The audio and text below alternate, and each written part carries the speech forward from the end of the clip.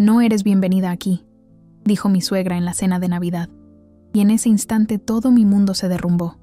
Lo que nadie esperaba es que yo guardaba un secreto suyo, una verdad capaz de destruir su reputación impecable. Cuando revelé todo, delante de la familia reunida, el shock en los rostros mostró que nada sería como antes. Una historia de valentía, verdades ocultas y redención que te hará repensar los lazos familiares. Deja tu like y comenta. ¿Tendrías el valor de hacer lo mismo? Nunca imaginé que una simple cena de Navidad cambiaría completamente mi vida. Cuando mi suegra, sentada a la cabecera de la mesa como la reina que creía ser, dijo frente a toda la familia aquellas palabras que resonaron como una bofetada: no eres bienvenida aquí. Algo dentro de mí despertó. No fue ira, no inmediatamente. Fue una claridad helada, como si finalmente pudiera ver con perfecta nitidez lo que estuvo frente a mis ojos durante 5 largos años. Yo sabía su secreto, aquel que guardaba desde hacía 30 años en el sótano de esa casa que parecía tragarse cualquier alegría que yo intentara traer. Y en ese momento, mientras el pavo navideño se enfriaba junto con las sonrisas forzadas en la mesa, decidí que era hora de que todos conocieran a la verdadera matriarca de la familia. Mi nombre es Carolina, tengo 35 años, y por mucho tiempo creí que mi paciencia era mi mayor virtud. Tienes el don de aguantar lo que nadie más aguanta, decía mi madre, como si esa fuera una cualidad admirable y no un síntoma de algo profundamente erróneo en la forma en que me permitía ser tratada. Crecí en una familia donde el silencio era más valioso que la verdad. Mi madre se tragó las lágrimas durante 40 años al lado de mi padre, un hombre que amaba más la botella que a su propia familia. Cuando ella partió, llevada por un cáncer silencioso, tan silencioso como ella misma había sido en vida, me prometí a mí misma que sería diferente, que yo hablaría, que me impondría, que no dejaría que me menospreciaran. Palabras vacías, promesas que se diluyeron cuando conocí a Roberto y, consecuentemente, a Elena. Roberto era, y todavía es, un hombre bueno, de esos que parecen haber sido tallados con un cuidado excesivo, educado para ser gentil y correcto. Nos conocimos en un festival de arte en Oaxaca, donde yo exponía mis ilustraciones. Él se detuvo frente a un dibujo mío, una mujer con ramas creciendo de los hombros en lugar de brazos, y se quedó allí, contemplando en silencio durante casi 20 minutos. Cuando finalmente habló, no fue para comentar sobre técnica o estilo, sino para preguntar: ¿ella sabe que puede arrancarse esas ramas? La pregunta me tomó desprevenida. Nadie había interpretado aquella ilustración de esa forma. Quizás ella cree que las ramas son parte de ella, respondí. Él sonrió de una manera que llegaba a los ojos y dijo: quizás alguien necesite mostrarle que no lo son. Fue así como empezamos. Un café después de la exposición, una cena la semana siguiente, mensajes diarios que se extendían hasta la madrugada. En 3 meses, yo ya estaba segura. En 6, estábamos comprometidos. La boda fue pequeña. Mi padre no asistió. Estaba indispuesto, el eufemismo familiar para decir que estaba completamente borracho. De su familia, todos estaban allí, impecablemente vestidos, sonrisas educadas en los rostros y comentarios susurrados por la espalda. Elena, mi suegra, me recibió con un abrazo frío y un bienvenida a la familia, que sonaba más como una advertencia que como una bienvenida. Ese día, lo ignoré. Estaba demasiado enamorada, demasiado feliz, demasiado enfocada en el hombre que estaba a punto de convertirse en mi esposo para permitir que cualquier nube oscureciera aquel cielo. Las primeras señales llegaron sutiles. Un comentario aquí sobre cómo mantenía la casa. En mi época, las esposas sabían la importancia de un hogar bien cuidado. Una observación allá sobre cómo me vestía. Querida, a tu edad yo ya había entendido que ciertos colores no favorecen ciertas siluetas, indirectas envueltas en sonrisas forzadas, pullas disfrazadas de preocupación genuina. Roberto no se daba cuenta, o quizás se daba cuenta y elegía no ver, así como mi madre había hecho durante años con 1900. Mi padre. Intenté hablar con él algunas veces, pero siempre escuchaba la misma respuesta. Estás exagerando, Carol. Mamá solo está tratando de ayudar. Ella es así, un poco directa a veces. Me tragué mi incomodidad. Sonreí en las comidas de domingo, donde era invisible. Agradecí por los regalos inadecuados en los cumpleaños, como la batería de cocina en el primer año de casados, cuando todos sabían que Roberto era quien cocinaba en casa, o los libros de autoayuda sobre cómo ser una esposa perfecta en el segundo año. Respiré hondo cuando reorganizó mis closets durante una visita en la que tuve que salir a trabajar. «Solo estoy ayudando a organizar», dijo ella, después de tirar 3 de mis blusas favoritas porque ya estaban muy viejas. Todo cambió hace unos 7 meses, cuando tuvimos que remodelar el cuarto de huéspedes para transformarlo en una oficina. Roberto había sido ascendido y necesitaría trabajar desde casa algunas veces por semana. Elena, siempre lista para entrometerse, insistió en que nos quedáramos en su casa durante las 2 semanas de obra. No van a querer respirar todo ese polvo. Además, Roberto creció en esta casa. Él sabe que siempre puede volver. La forma en que dijo Roberto, y no ustedes, no se me escapó. Fue durante esa estancia forzada que encontré la caja. Un accidente, o quizás el destino decidiendo que ya era hora. Elena me había pedido que buscara unas toallas antiguas en el sótano, de esas de encaje hechas a mano por su propia madre, para usar en la cena que daría para el nuevo padre de la parroquia. El sótano era húmedo y mal iluminado, con ese olor peculiar de cosas guardadas por demasiado tiempo. Busqué el baúl que ella había descrito, pero tropecé con una pila de libros, derribando una caja de cartón aparentemente inofensiva. Cuando me agaché para recoger los objetos esparcidos, por el suelo, mis ojos captaron algo extraño. Un título universitario a nombre de María Elena Prado López. ¿El problema? Mi suegra era Elena Prado Hernández. Nunca había sido López. Intrigada, continué revisando los documentos. Había cartas dirigidas a una tal María Elena López, fechadas a principios de los años 70. Fotos de 2 mujeres jóvenes, una de ellas claramente mi suegra, más joven y sonriente como nunca la había visto, y otra que no reconocía. En el reverso de una de las fotos, una dedicatoria. Para mi querida amiga Elena, que nuestros sueños de la universidad se hagan realidad. Con cariño, María. Continué revolviendo y encontré más. Un acta de defunción de María Elena López, fechada en 1975. Accidente de carro en la carretera entre Oaxaca City y el pequeño pueblo del interior donde vivía mi suegra. Un periódico local informando sobre el accidente, mencionando que la joven maestra recién titulada estaba en camino a asumir su primer empleo en la escuela normal de la ciudad. Y entonces, lo que parecía ser un diario, con la letra inconfundible, de mi suegra. Sé que no debería haberlo leído. Sé que era una invasión de privacidad, pero algo dentro de mí, curiosidad, presentimiento, o simplemente la necesidad de finalmente entender, me hizo abrir aquellas páginas amarillentas. Lo que leí transformó completamente mi comprensión sobre quién era Elena Hernández. Las páginas detallaban cómo ella, entonces solo Elena Prado, una joven sin formación ni perspectivas, había conocido a María Elena López en la capital, donde trabajaba como mesera para juntar dinero para estudiar magisterio. Las 2 se hicieron amigas, compartieron un pequeño departamento.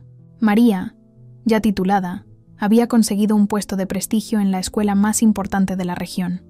Elena envidiaba a su amiga, sus estudios, su determinación, su futuro brillante.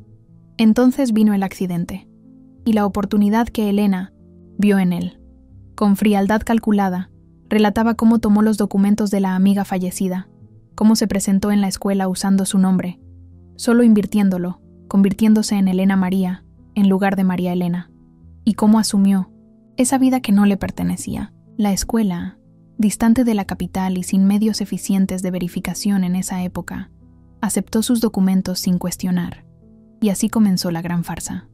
Elena, la mujer que durante años me miró por encima del hombro, juzgando cada pequeño error mío, había construido toda su respetabilidad sobre una mentira. La ironía era casi demasiado dolorosa para soportarla. Cerré el diario y volví a colocar todo en la caja, excepto por algunas fotos y una de las cartas que probaban la existencia de la verdadera María Elena.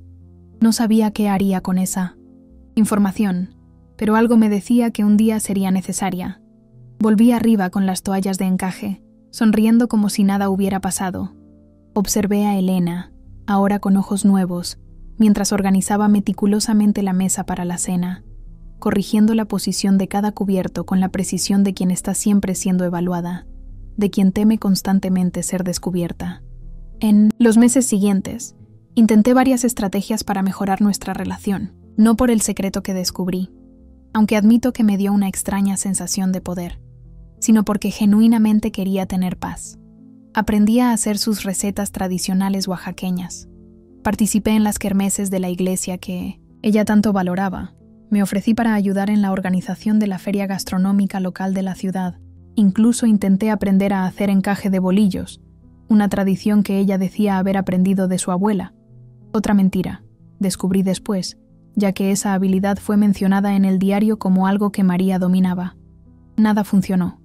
Cada esfuerzo mío parecía solo irritarla más, como si mi intento de acercarme fuera una amenaza a la barrera cuidadosamente construida para mantenerme alejada. Y entonces descubrí que estaba embarazada. La noticia, que debería haber sido motivo de alegría, solo intensificó la tensión.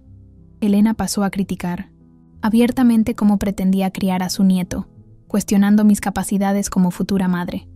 «Ni siquiera puedes mantener viva una planta», dijo ella una vez, cuando la maceta de helechos que me había regalado, y a propósito no me explicó cómo cuidar, comenzó a secarse. ¿Cómo vas a cuidar a un niño? Roberto continuaba ciego a las críticas veladas de su madre, o quizás no quería ver. Era más fácil creer que todo no pasaba de celos tontos entre nuera y suegra, un cliché inofensivo, que enfrentar la toxicidad de esa relación. Cuando intentaba explicar cómo me sentía menospreciada e invalidada, él suspiraba y decía: «Ustedes dos necesitan esforzarse más». En septiembre, durante su fiesta de cumpleaños, ocurrió el primer enfrentamiento serio. Yo llevaba un vestido que había tardado semanas en confeccionar, una pieza única que había bordado a mano, inspirada en la cultura oaxaqueña que tanto intentaba abrazar. Elena, al servir café, accidentalmente, derramó la bebida caliente sobre la tela delicada. «Oh, qué torpe soy», dijo ella, sin una pizca de remordimiento en la voz. «Pero quizás sea una señal, querida. Esos vestidos artesanales son tan rústicos. La próxima vez podemos ir juntas a una tienda adecuada». Cuando me retiré para intentar salvar el vestido, escuché claramente su voz en la sala. «Esa muchacha de la capital nunca se va a adaptar a nuestra forma de vida. No sé qué vio mi Roberto en ella».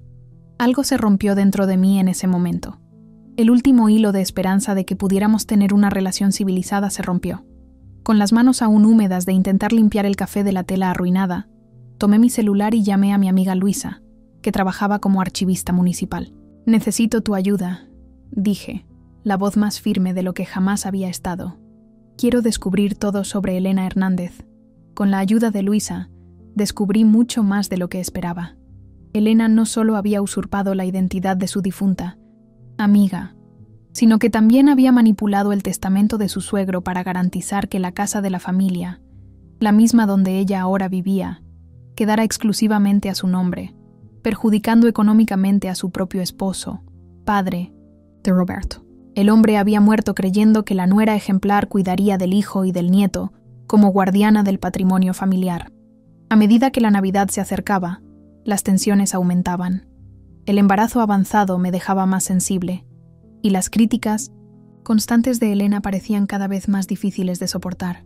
Ella insistía en organizar la cena navideña tradicional oaxaqueña, como siempre lo había hecho, rechazando cualquier sugerencia mía.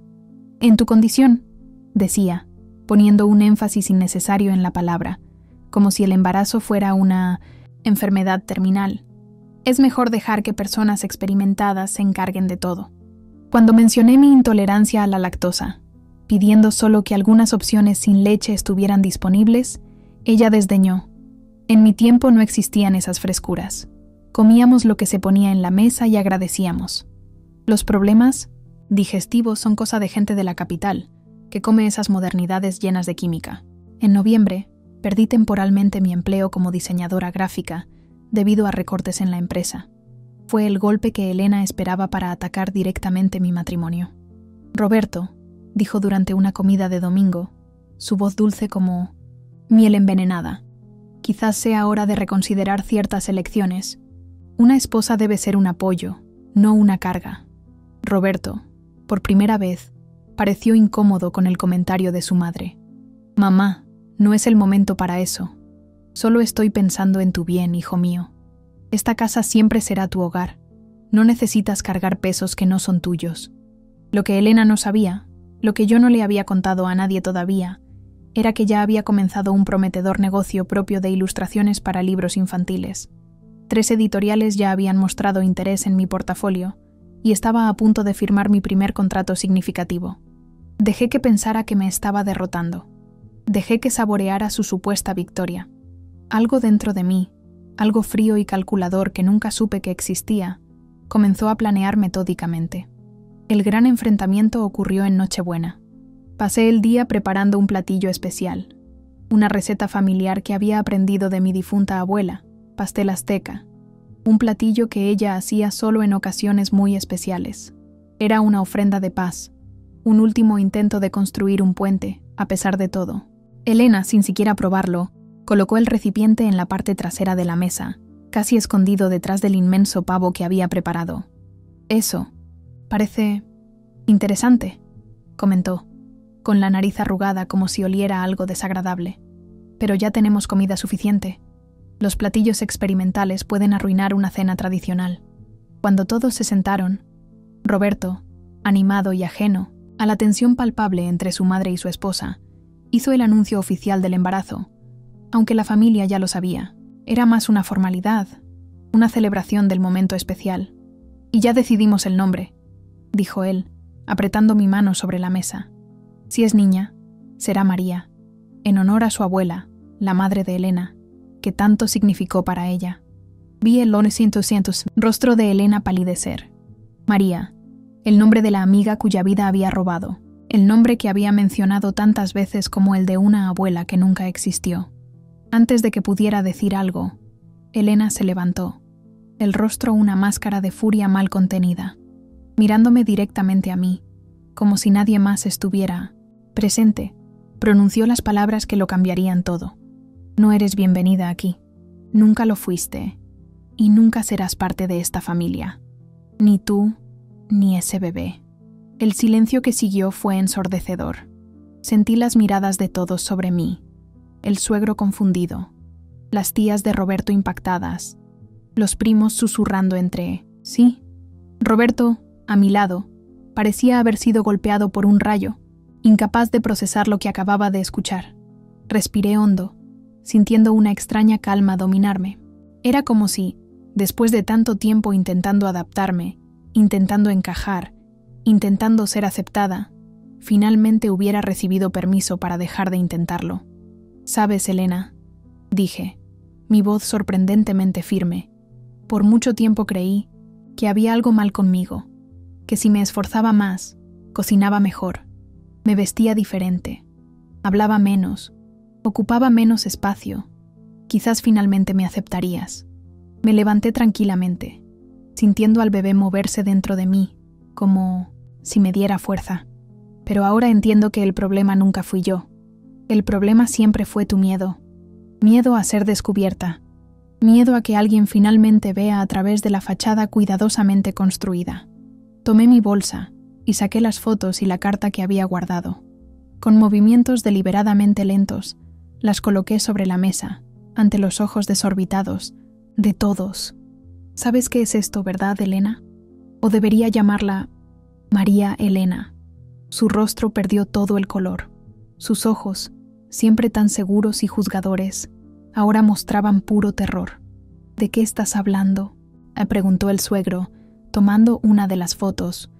Elena, ¿quién es esta mujer contigo? Una vieja amiga, respondió rápidamente. Nada importante.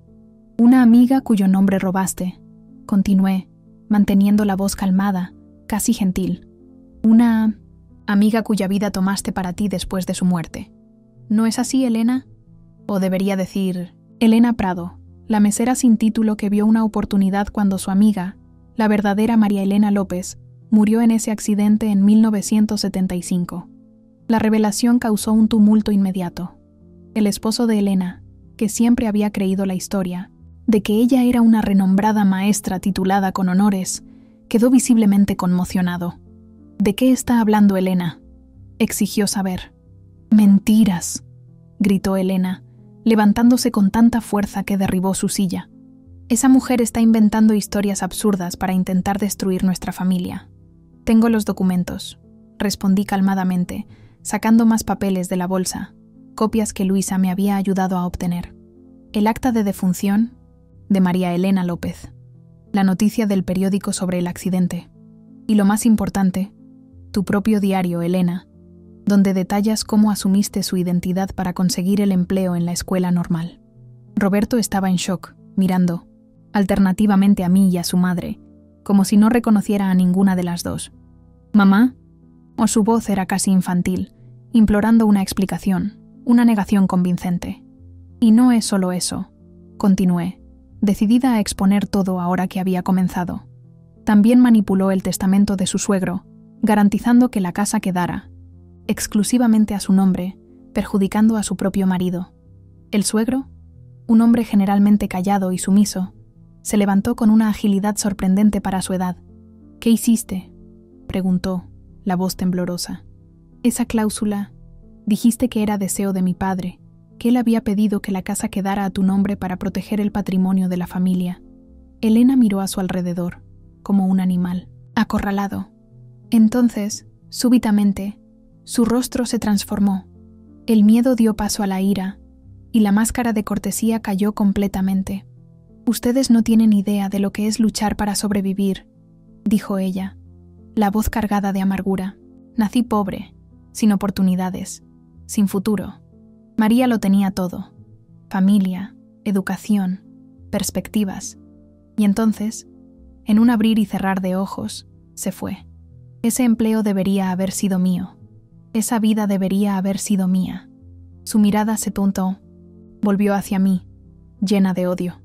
«Y tú, con tus dibujos infantiles y tus ideas modernas, creyendo que puedes juzgar lo que hice para garantizar una vida digna para mi hijo. Roberto tuvo lo mejor de todo gracias a mí. Estudió en las mejores escuelas. Tuvo las mejores oportunidades. ¿Qué puedes ofrecerle tú además de inestabilidad y un bebé que crecerá sin estructura?» Roberto finalmente pareció despertar de su estupor. «Basta, mamá», dijo, la voz baja pero firme. «Carolina es mi esposa. Ese bebé es tu nieto. Si no puedes respetar eso, entonces quizás sea mejor distanciarnos por un tiempo». Fue como si hubiera abofeteado a Elena. Ella retrocedió, impactada por la rebelión del hijo siempre tan obediente. «¿La estás eligiendo a ella en lugar de a tu propia madre? ¿Después de todo lo que hice por ti?» «No estoy eligiendo a nadie», respondió Roberto. «Solo estoy pidiendo respeto. Y en cuanto a esas acusaciones, necesitamos hablar de eso. En privado». Tomé mi bolsa y el abrigo, preparándome para salir. No había nada más que decir esa noche. Había expuesto la verdad, no por venganza, sino porque no podía permitir que mi hijo creciera en un ambiente construido sobre mentiras. «Lo siento mucho», dije, dirigiéndome a todos los presentes. No quería arruinarles la Navidad, pero tampoco podía seguir fingiendo. Roberto vino conmigo, silencioso y pensativo durante todo el viaje de regreso a casa. Cuando llegamos, se sentó pesadamente en el sofá, el rostro entre las manos. «¿Por qué no me lo contaste antes?», preguntó finalmente. «Porque esperaba nunca tener que contarlo», respondí honestamente. «Porque quería que tu madre me aceptara por quien soy, no por miedo a lo que pudiera revelar». En las semanas siguientes, nuestra familia pasó por una completa reestructuración. Roberto, dividido entre la lealtad a la madre y el amor por mí, y por el bebé, inicialmente se alejó de nosotras dos, necesitando tiempo para procesar todo lo que había sucedido. Yo respeté su espacio, enfocándome en mi trabajo y en los preparativos para la llegada del bebé. Elena, confrontada con su pasado, inicialmente negó todo, pero cuando presenté pruebas concretas, incluyendo testimonios que Luisa había ayudado a encontrar, finalmente admitió sus actos. Lo que me sorprendió, sin embargo, fue la reacción de mi suegro. Tras la conmoción inicial, fue él quien dio el primer paso hacia la reconciliación. Una tarde fría de enero, apareció en la puerta de nuestro departamento, sosteniendo una caja antigua de madera. ¿Puedo pasar?, preguntó, pareciendo más pequeño y frágil de lo que jamás lo había visto. Lo invité a un café y nos sentamos en silencio por algunos minutos antes de que finalmente hablara. Yo siempre supe que había algo mal, dijo él mirando sus manos arrugadas. No sobre su identidad, eso jamás lo habría imaginado, pero sobre su comportamiento, sobre cómo alejaba a cualquiera que pudiera amenazar el control que tenía sobre Roberto, sobre mí, sobre todo. Abrió la caja y sacó un viejo álbum de 1900 fotos.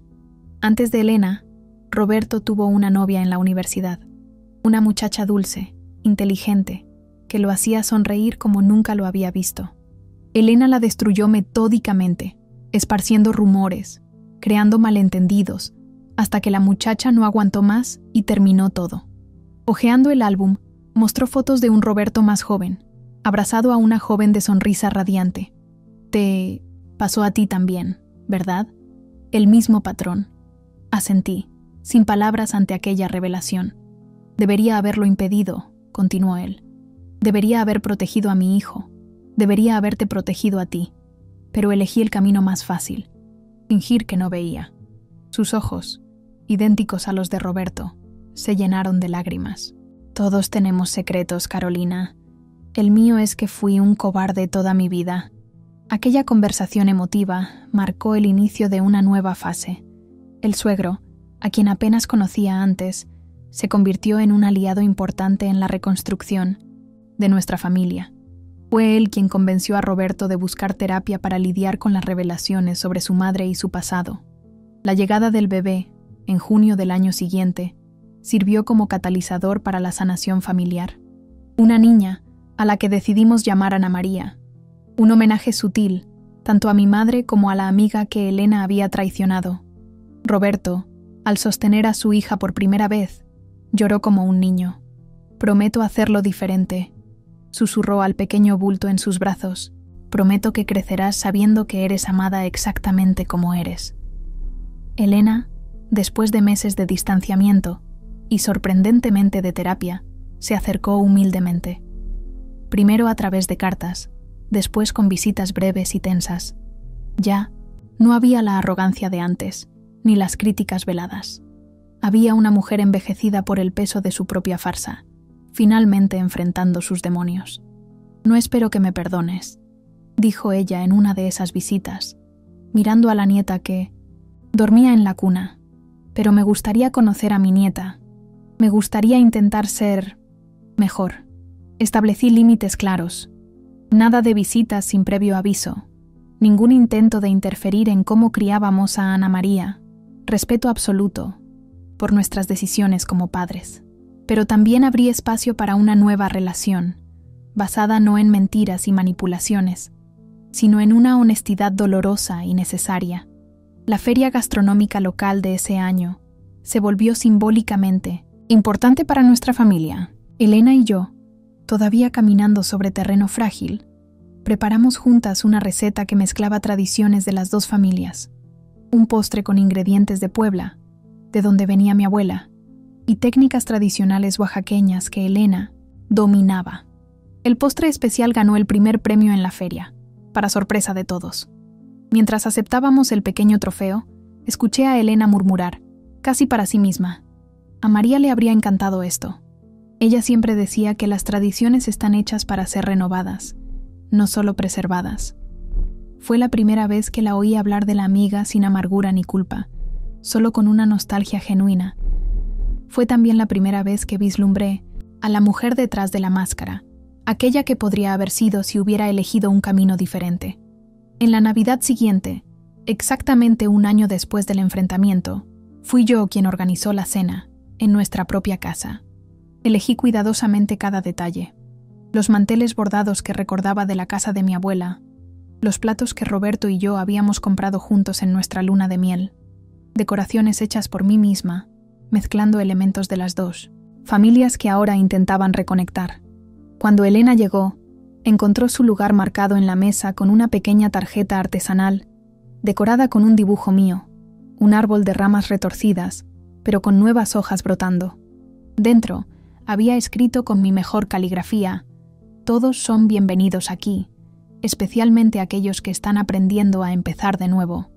Vi sus ojos humedecerse cuando leyó, pero rápidamente se recompuso. Algo de la antigua Elena todavía estaba allí. El orgullo, la dificultad para mostrar vulnerabilidad. Pero había también algo nuevo, algo que se parecía a la humildad, al arrepentimiento sincero. Durante la cena, observé a mi familia, reunida. Roberto más relajado de lo que jamás lo había visto, sosteniendo a Ana María con todo el cuidado del mundo. Mi suegro contando historias de su juventud, que nunca había compartido antes. Y Elena, todavía ajustándose a su nuevo rol, ya no como la matriarca indiscutible, sino como una mujer intentando reparar los daños que causara. Pensé en cómo llegamos allí, en cómo un secreto descubierto por casualidad había desencadenado una revolución silenciosa, en cómo mi madre, si estuviera viva, estaría orgullosa de verme finalmente encontrando mi voz. La vida no es un cuento de hadas, y las heridas familiares no cicatrizan de la noche a la mañana. Todavía tenemos mucho trabajo por delante, mucho que reconstruir.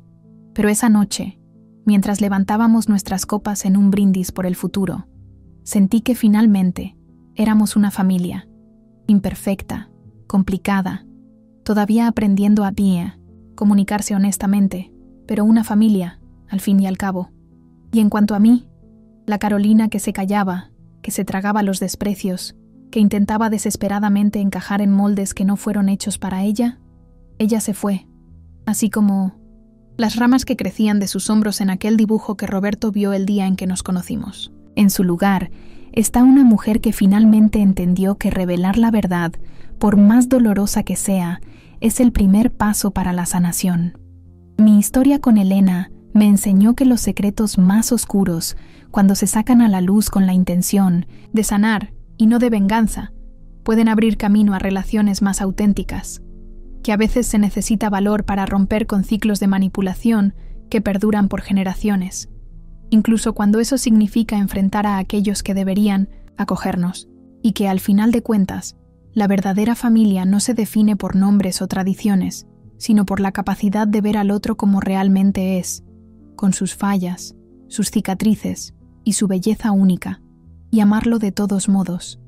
Cuando miro ahora a mi hija, a su carita que tanto se parece a la del padre, pero que ya muestra rasgos de una personalidad propia, fuerte y decidida, hago una promesa silenciosa. Ella crecerá sabiendo que su voz importa, que sus sentimientos son válidos, que nunca necesitará hacerse pequeña para encajar en las expectativas ajenas, y que, no importa lo que pase, ella siempre, siempre será bienvenida, porque al final, de eso se trata construir una familia, crear un espacio donde cada uno pueda ser verdaderamente quien es, sin miedo al juicio o al rechazo. Un lugar donde las palabras «eres bienvenido aquí» no sean solo una formalidad vacía, sino una verdad vivida todos los días, en cada gesto, en cada mirada, en cada abrazo. Y si hay una lección que aprendí en todo este viaje, es que nunca es demasiado tarde para crear ese espacio, para nosotros mismos y para aquellos que amamos. Aunque el camino sea difícil, aunque signifique confrontar verdades dolorosas y derribar fachadas cuidadosamente construidas. Porque la verdad, por más incómoda que sea en el momento, es siempre, siempre, el camino hacia la liberación.